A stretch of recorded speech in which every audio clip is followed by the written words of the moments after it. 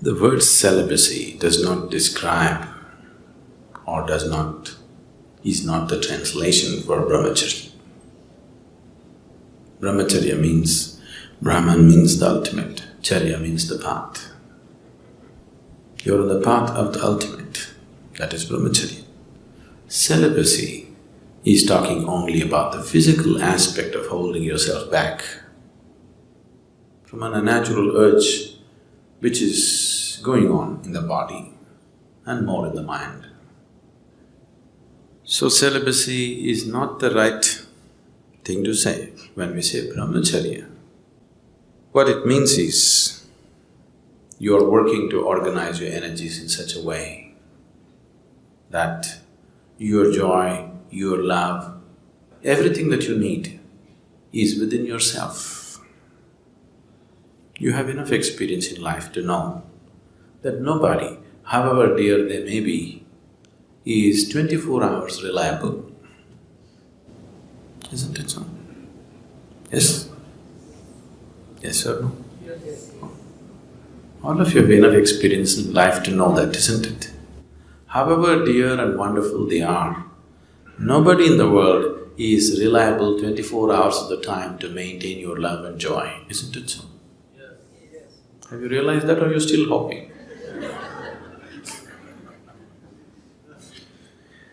So it's out of this wisdom, because if one wants to really know higher dimensions of life, one thing that is necessary is that within you there is a constant sense of peacefulness and joyfulness. If this is not there, then you will go after something.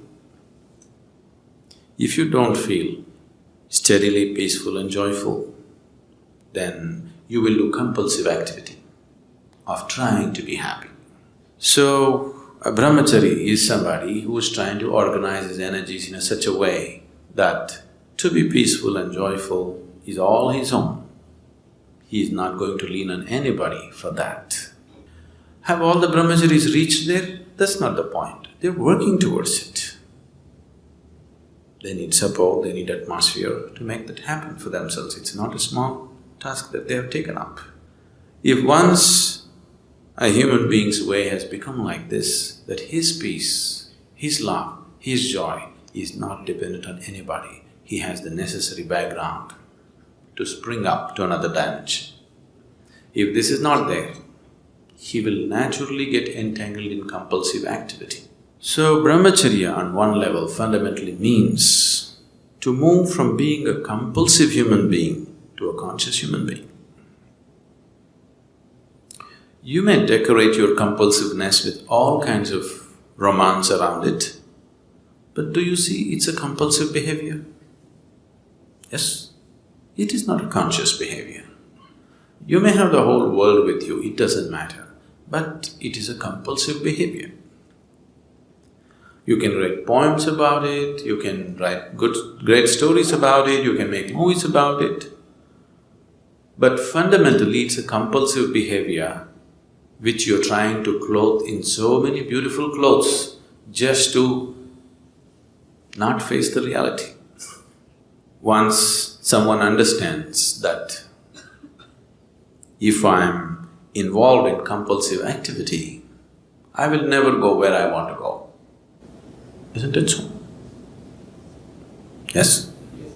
If one is compulsive in his life, there is no question of he having a goal to reach or attaining a certain state or whatever. Compulsiveness means a very deep sense of slavery, isn't it? So one who has realized this naturally seeks to become conscious. So it is from this understanding that we said, if you really wanting to make a journey, you should drop your compulsiveness and bring consciousness to every aspect of your life. So that is brahmacharya. Celibacy is an ugly word, because without the necessary understanding nor necessary sadhana nor energy, you just trying to hold yourself back, then you will suffer. If your energies were organized in such a way that all the time you were high, really high within yourself, you won't lean on anybody for these things, isn't it?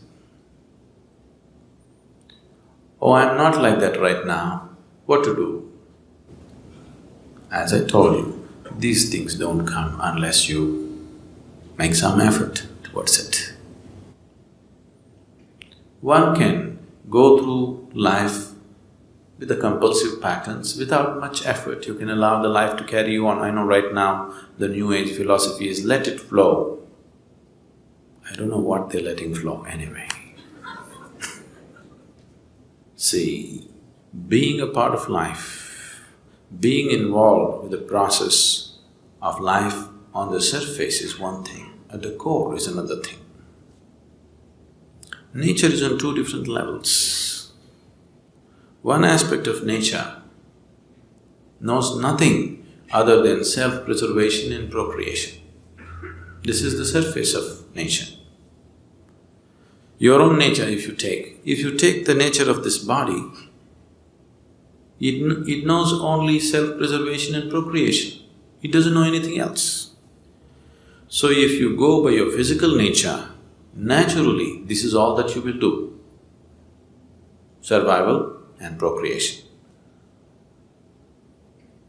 Eating, sleeping, reproducing, dying. That's all that will happen if you go by the ways of the body. But at the same time, there is another nature within you which is longing to expand.